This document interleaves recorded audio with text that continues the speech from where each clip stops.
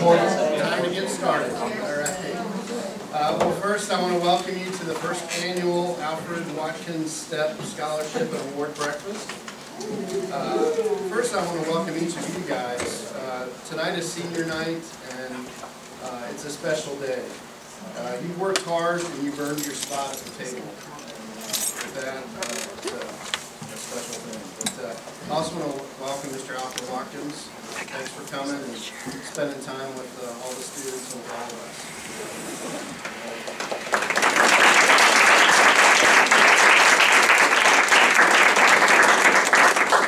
This scholarship and award is something that Mrs. Markham, Mr. Cuddick, and I have worked on and talked about for many months, and it's finally come to fruition. But I just want to kind of tell the story. We reached out to Mr. Watkins a few months ago with the idea, and quite honestly, when we presented it to him, he was pretty speechless and humbled. And we sat backstage. He may remember the moment when in the concert hall, and I think it's one of the few times in life when he was really speechless. Yeah. All right, well, I hope you've enjoyed the waffle bar and all the food. A lot of parents put a lot of time and effort into this, so if you can give them some appreciation.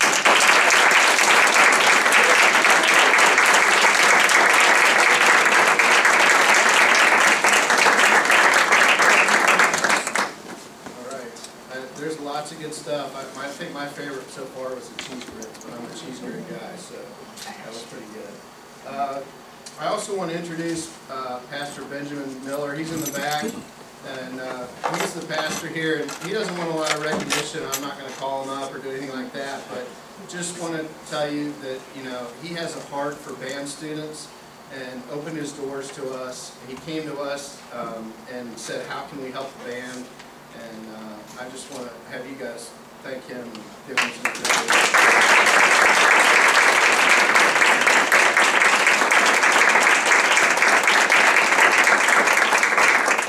He was a drum major at Miller County High School when he was in high school. Many years ago. All right. Well, before I introduce Mr. Watkins, I have a story for you.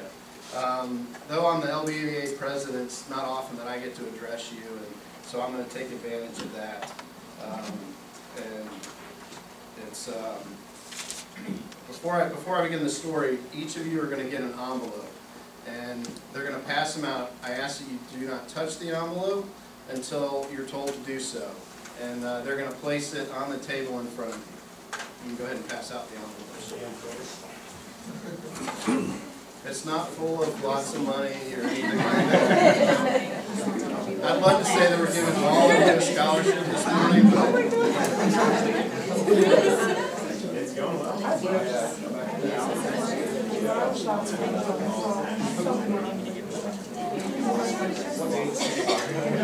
Sorry, try again.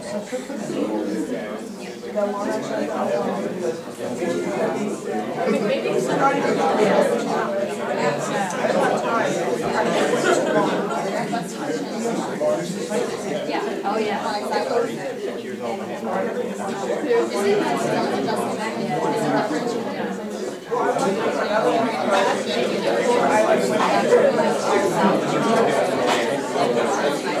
See, that means a lot of people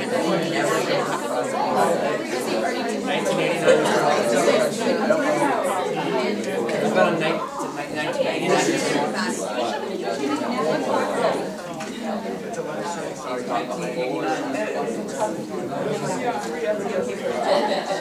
Look at the size of that.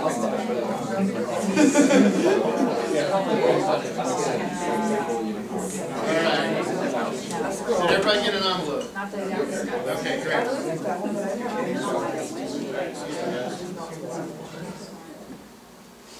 All right. Now I'm going to give you the story. Okay, so there was this little boy, and he lived down the street from a diner. And he walked into the diner all by himself, and he was 10 years old. And he sat down, and the waitress kind of looked at him, tried to figure out, he's by himself, what's going on. And she walks up and says, "How can I help you?" And he says, "Can I get a menu?" And she brought it to him, and he looks at it, and he says, I'm thinking I want an ice cream sundae covered in chocolate. And he says, how much is that going to be? And the waitress looks at him and says, well, it's going to be 50 cents. And so he reaches in his pocket, and he pulls out a bunch of coins and puts them on the table, and he's trying to figure out how much money he's got. He's just taking way too long. And so the waitress gives up on him and walks over to her other customers at other tables and waits on them and realizes she's not going to make much money off of this kid. And so she finally comes back a few minutes later, and he's there, and he says, I think I've made up my mind, but I have a question. And she says, okay, and says, how much would just a plain bowl of ice cream be? And she says, well, it would only be 35 cents. And he says, okay, I think I'm going to go with just plain ice cream. And so she goes back, brings out his ice cream, brings him his bowl, puts his bill on the table, and he eats the ice cream, eats every bit of it, loves it, and she's dealing with her other customers, and he kind of puts his money on the table, slips out the door, and doesn't make a big deal, and she's kind of frustrated, looking at his bowl of ice cream, and she sees all the coins, and all of a sudden she looks at it, and there's 35 cents here and 15 cents there. And I'm gonna get choked up. Anyways, that's the story. Now open your envelopes.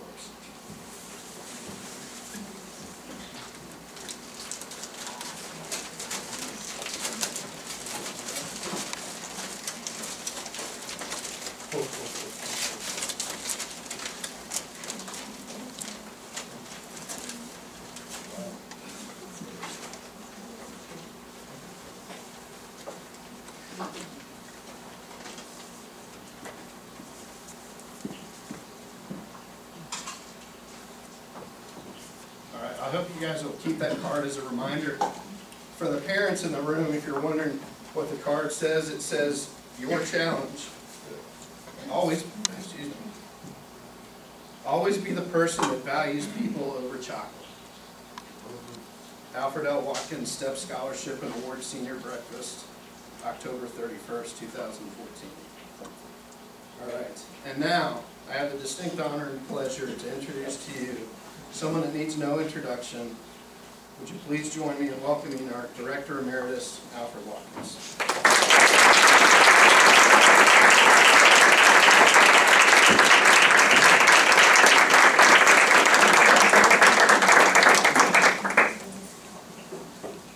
Morning, everybody.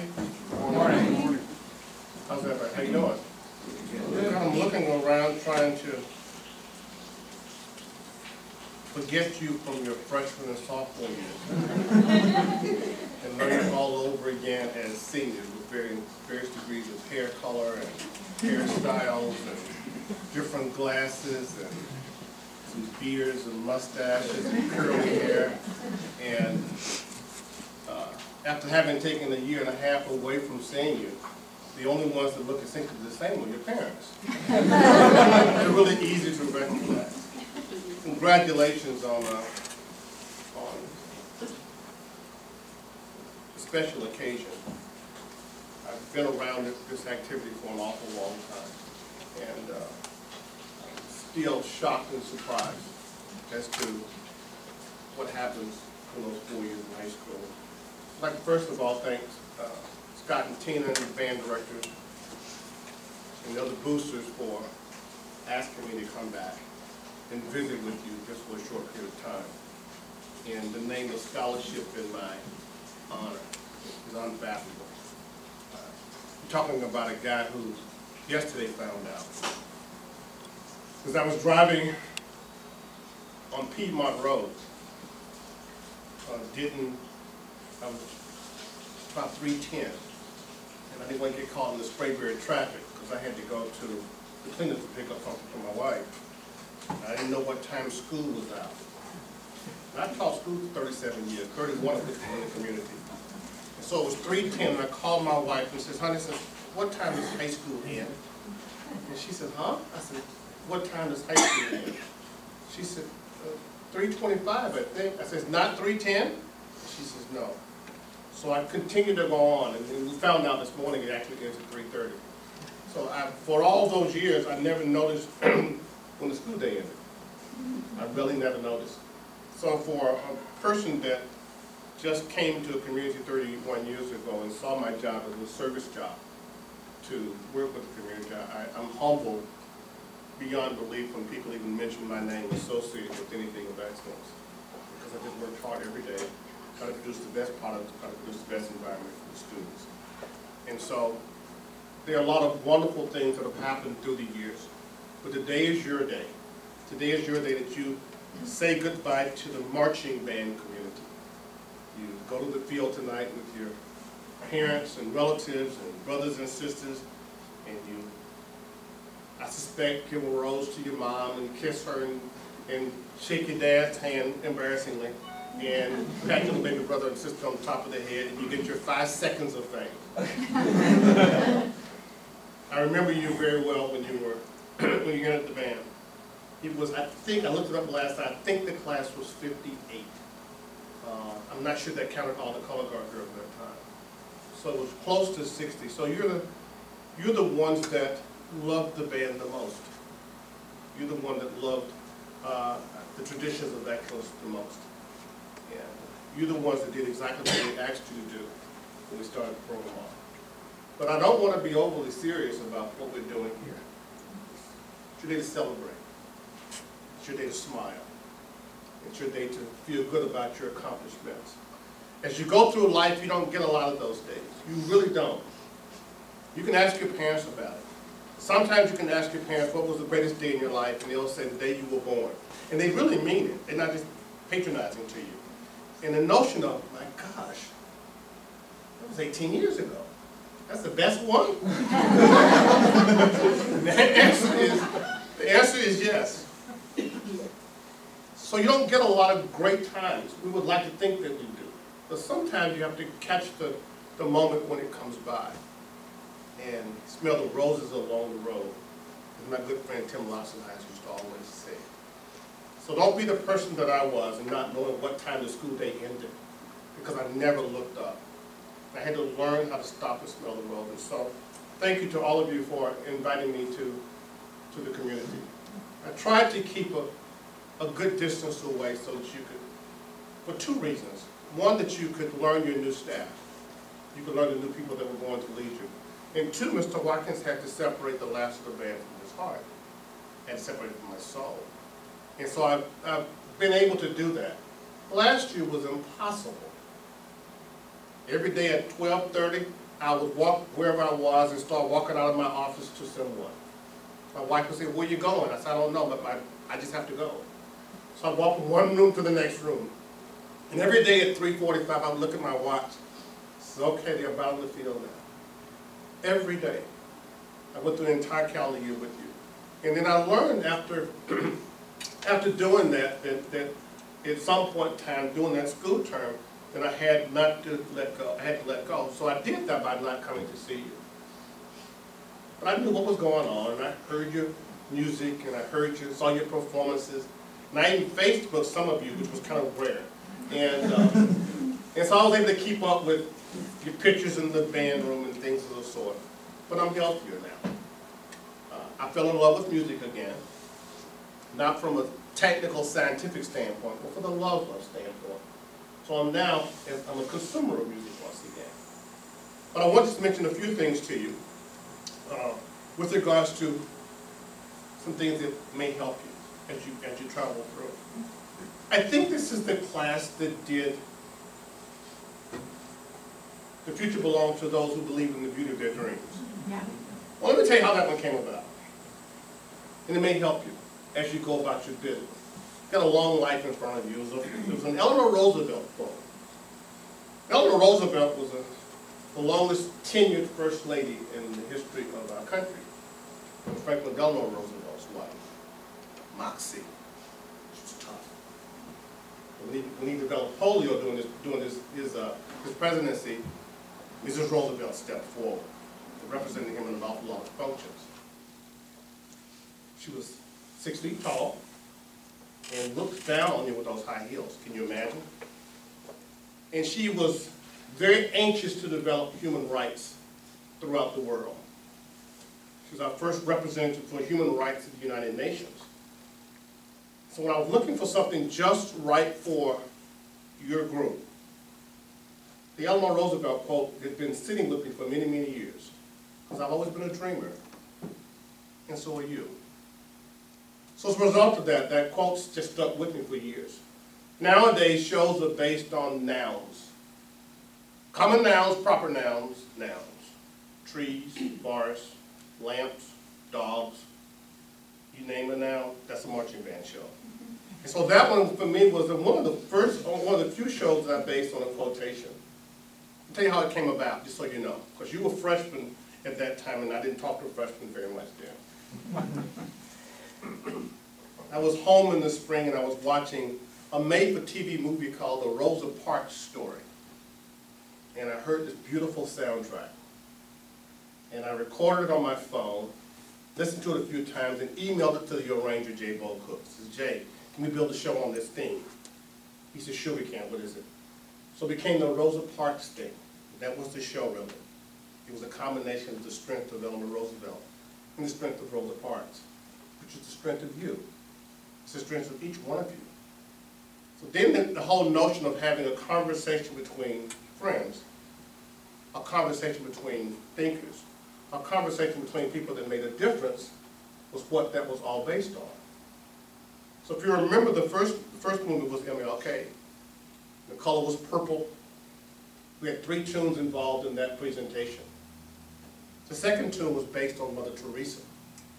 And once I had MLK and Mother Teresa, I had a strong male figure that was a world figure, and I had a strong female figure that was a world figure.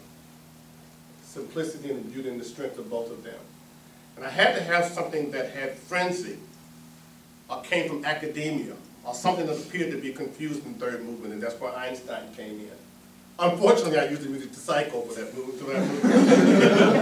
but it just worked. But it kind of represented a lot of things that I want to convey to you, and I want to convey to the audience. And we ended the last movement with the Rosa Parks theme that came back from the opening of the show. One of the best shows we've ever done. And it just so happens that I was able to share it and visit it with you. And so I hope you keep those memories involved in it. It's kind of like the Faceless Trojan, because some of you know a little bit about our school, but not an awful lot. The founders of the school decided that the school mascot would be Trojans, modeled after the University of Southern California. We borrowed their fight song, we borrowed their school colors. That was under conflict for a while. So when they borrowed the mascot, and they took the mascot from USC and put it at Lassiter, the student committee decided they didn't want a face on the mascot. They wanted to make sure that everyone could achieve in that environment. So the mascot became faceless. And it stayed faceless for many, many years. I think it's still the basic character of our organization. So now you see Eleanor Roosevelt and Mother Teresa and MLK that never left me. It just so happens that people in all that, from that show were all Nobel laureates. They were the best of the best in the world at doing what they did. And so it all comes back around. So I never lost the Faceless Trojan as a part of what makes us unique. So when I come back and I see Alex and Alex again, I still see them as being real short, real tall, and not so tall. And then somewhere in the interim, they kind of balanced out. But I was always real adamant about trying to make a good place for you. And you have been all those students throughout all the years. And I say this to you because you're the leaders in our organization. We came through with the idea of STEP. We named it the STEP field, and I think it was 1995. We named the STEP field in 1995. And when we decided to name that, we had to put the main ingredients that worked with the marching band program. Spirit, tradition, excellence, and pride. And that was all the Faceless Trojan. We could have just as easily had a marching band out there that did pretty well. But people lost sight of what the activity was. So the result of that, the whole STEP concept of having spirit, which is the way that you carry yourself enthusiastically. I'll repeat. The way that you carry yourself enthusiastically really doesn't have anything to do with the band, does it? It's just everything. So if you're enthusiastic as you go back to school, if you have a different glow today, how long can you carry that glow? Can you carry it for a few hours? Can you be temporary in your thought? Can you carry it for 6 months? Can you carry it for a year? Can you carry it for 10 years? Can you glow for a lifetime? Did Mother Teresa glow for a lifetime? Traditions are sometimes good and sometimes bad. I tell people if you do it once, it's called an occurrence, which is what this is, an occurrence. If you do it twice, it becomes a tradition. Some traditions are terrific. And they're models to guide our organizations and our groupings by traditions. Some traditions aren't very good. The second Lassiter band uniform, the Lassiter vaultwood that comes around here, we used it in the mid-1990s. 1999, I wanted to change the uniform to the uniform that you wear now, kind of like that. And I went to the students and I said, I've got a couple of uniform designs. Which one would you like? And they said, neither. We want to keep the one that we have. Well, I knew we had just gone to Grand Nationals the year before in '98. So that uniform was too close to their heart. And I said, look, team, I said, I designed the second uniform. And I'll help you design this one too. It'll be okay. No. That was the tradition that they wanted. So I waited until they all graduated and changed the uniform. But that was a tradition that didn't need to hold itself. There was a time in American history when women couldn't vote. It was part of the tradition. Or my ancestors couldn't vote. Part of the tradition of America. Well, I'm glad they didn't keep that tradition. So the traditions that we're built on, something to do with service, as you already know. Excellence in everything that you do. Integrity, musicianship, spirit. All those are our traditions. People got it all confused during the years, and I didn't realize it until I had retired. They thought that our traditions were based on winning. And they kind of were, but it was to win every day. It was to win everything that we did. Some of you are anxious right now because you don't want to be late for whatever the first event of the day is. And some of you are going probably almost nowhere. But it's a part of you not to ever be out of that norm. So that's part of what you have to learn how to deal with. So traditions come and traditions go. And some things that we started years ago, I had no idea it was going to end up being a tradition. Y'all just took it and it became a tradition, and even I couldn't change them. But if you remember, my last 5 years, all I did was change traditions. And I told you, let's change this tradition, let's change this tradition, let's change this tradition, so that you became more flexible. And as you have been, and that's why you're here. As you have been in some things that are important, and we got those things changed. So the excellence is our tradition. There's excellence in everything that you do. Excellence with the way you prepare yourself for the morning. Excellence with which you prepare your section, or you visit with others. Excellence, of course, as to how well you play your instrument. If you're on the marching field, excellence in how you move about yourself. And that has little to do with the marching band. It has more to do with life and who you are. So my notion always toward the competition and all that kind of stuff was, well, just let's make a 100. If everyone makes a 100, then we'll do our job. That's the best we could do. We'll get on the bus, we'll go to McDonald's, and we'll go home. We were in Hattiesburg, Mississippi in 1988. It was our first Bands of America show. We were the first high school band in Georgia to participate in regional events. The band had won 6 years of competition. No, 4 years of competition going into the show. I took them to Hattiesburg, Mississippi, just so I could see bands in other parts of the country. They talked to them about winning and losing, doing a good job. They were second in preliminaries, and they were first in preliminaries. They were second in finals by a tenth of a point. We were just happy to be there. So the band was in second place by a tenth of a point. And the next day we talked and visited. The next day I didn't know which band was going to show up. A real happy band, my normal band, or band that was disappointed. With a small motel in Hattiesburg, Mississippi, and I had a first floor room. I looked out of the room, and they were supposed to go to breakfast, let's say 7:30. So I figured at 7:25, they're all walking that way. Looked out of my window, and I saw not one child. So, oh my gosh, where are they? So I looked around and stepped outside. I didn't see any chaperones. So, oh my gosh, they're so disappointed. All the things that I've said to them didn't take hold. They're in their room. They're just disappointed because they didn't win. So I cleaned myself up and had to walk across this lobby in a swimming pool to get to the restaurant. And they'd already figured it out. They had emptied the water out of the pool, and the entire marching band of about 280 kids were down in the bottom end of the swimming pool with a boom box, and they were dancing.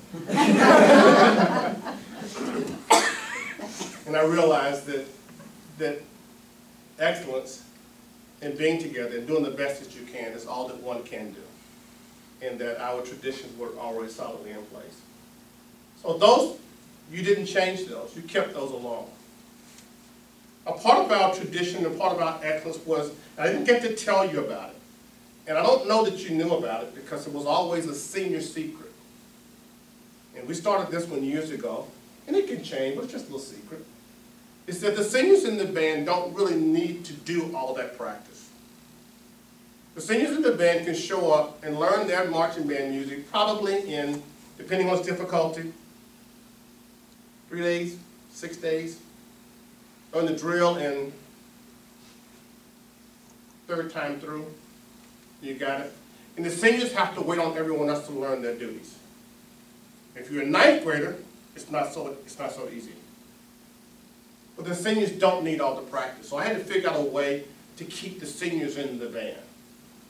The largest senior class that graduated from the high school was 96 members. You should have been the band director the next year when you graduated 96 seniors. Because it was a class of 120 that came in. It was 96, never forget it. You know, the whole brass section graduated. Whole brass section graduated. And all the snares. But it all worked the very next year. So I got off track and lost my thought. It's early in the morning. Let me go on to something else real quick. The secret. Who? It was the secret. Oh, your secret. Thank you. Thank you. I don't get up at 7 o'clock in the morning, though. Seniors play Santa Claus to the other students in the band. They pass it along to y'all? You didn't know that? No. Good. You weren't supposed to know. Yeah. I met with every senior class after about 5 or 6 years and said, your job is to play Santa Claus. Santa Claus is America's best kept lie. We like to call it a secret, but it's an untruth. So personally, I refer to it as a lie. When I'm talking to like in normal people, I call it a secret. But it's a well-kept secret. And we do it knowingly. And all of us do it to bring a smile to someone younger. So you find a young kid, and in most places in our culture, you say, you're looking forward to Christmas to a 5-year-old. Or what is Santa going to bring you? And we've got the proverbial picture sitting on Santa Claus's lap when Santa Claus is in the mall. That's part of the Christian culture that America is based on. But it's a well-kept secret. And we keep it as long as we can because we want to see the children smile. That's basically what it boils down to. So seniors rely on the Santa Claus clause. Santa Claus clause says you do exactly that. As you were welcomed into the band program by your seniors, then your job is to welcome the youngest ones into the program by giving them the best of you so that they can, in turn, enjoy the program. It's a Santa Claus clause. So it becomes a part of the giving. And that leads us straight to pride. Pride is something that you can't talk about. So pride is something you must experience. You simply can't discuss it. You can, but it doesn't work. Pride comes about as a result of effort, skills, and accomplishment, individually or collectively.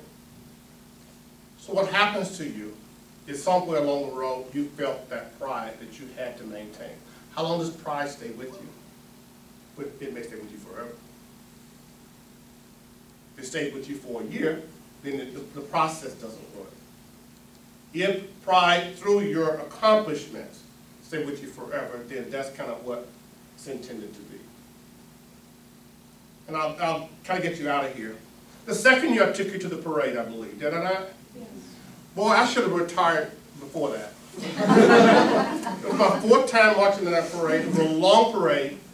I had gotten old, and I wanted one of those scooters. But it ended up being a wonderful event. It was televised in 137 countries, including China. One thing to perform in a high school football game. One thing to perform in other kinds of events. There's another thing to perform in front of 120 countries on TV. And in the earlier days, the audiences were billions. Now it's just under a billion. That's still an awful lot of people in the world population. And I stayed around to play Santa Claus for you and for your parents. When people ask me why did I stay 7 years past retirement, I wanted to take another group of people to New York City to enjoy and take pride in their work. Another group of people to California because it was a monumental event. So although I only spent a couple of years with you, they were two of my best years. And 2 years that I will always remember. So spirit, tradition, excellence, and pride, I hope are a part of you. I hope that accomplishment is a part of you. And I hope that throughout all of that, you have nothing but smiles. And lastly, I learned how to smile from my wife. And my smile is the same smile as the American Eagle. I've been smiling since I've been up here. But I smile with my heart. I don't smile as well with my face anymore. And when I married my wife, when I met my wife, she was a president of a club that she called The Smiles Are On Us. It was a social organization that she and some girlfriends started to do nothing but to create smiles. So even now, even as late as yesterday, where was I? I was at a nursing home, visiting with a relative for maybe the 5th time in my life. Because I have to create smiles for someone else. That's just how I've learned to do things. And I have to practice what I preach. So at the end of the day, that's what this is all about.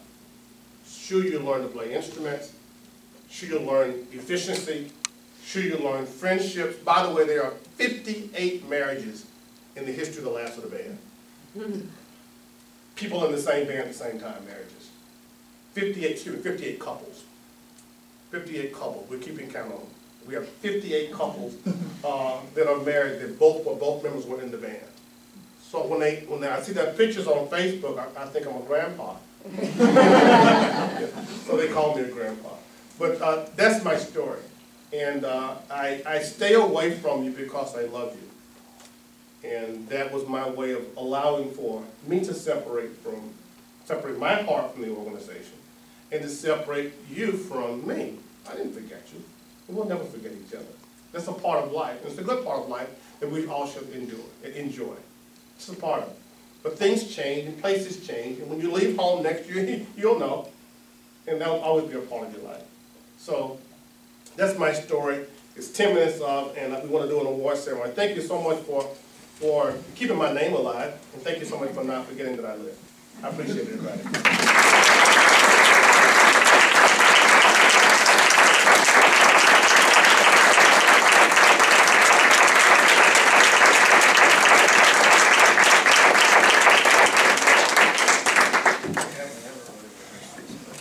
I would love for you to present these to them. Glad to.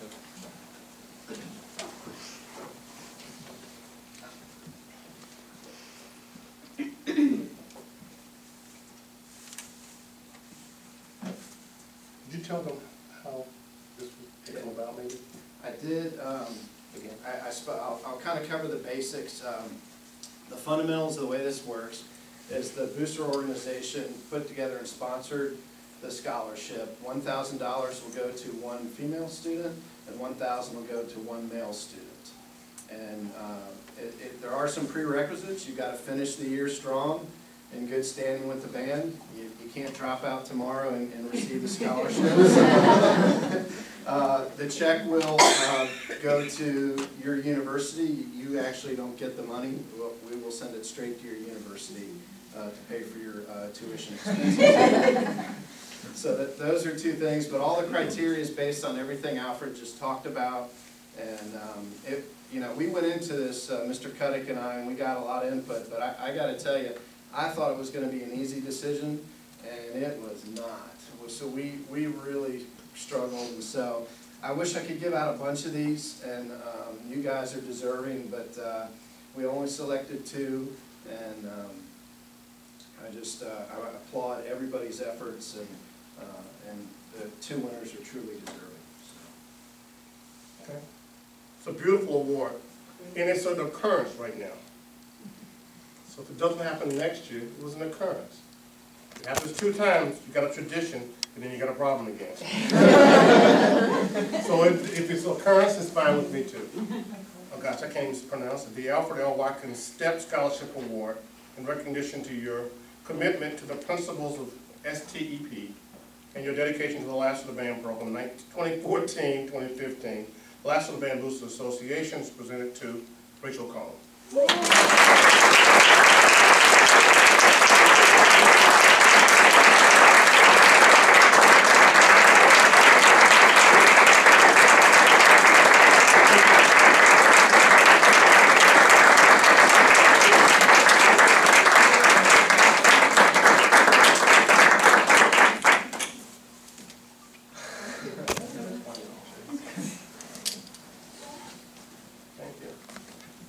Rachel's grandfather came to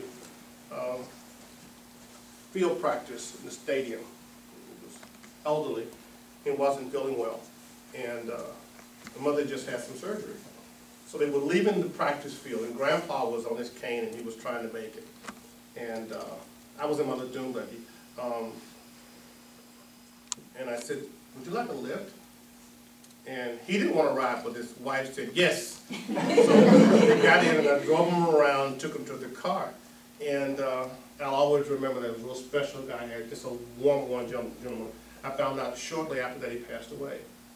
And so I always kept that close connection to Dr. Siegel and with Rachel, because I always admired that part of them. The Alfred L. Watkins STEP Scholarship and Award in the male version, in recognition to your commitment to the principles of STEP and your dedication to the Lassiter Band Program, awarded to Tyler Jesco.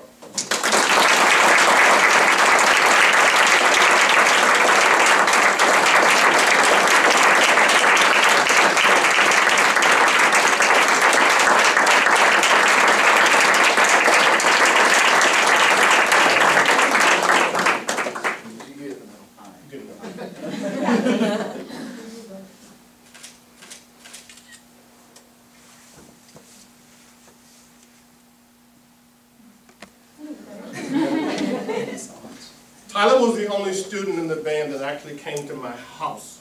He took lessons with my son, and so they took lessons in the basement. So I'd always make sure that whenever Tyler was coming over for a lesson, I would leave, because it would make him nervous. He get nervous, and Chris would get nervous. So. All right.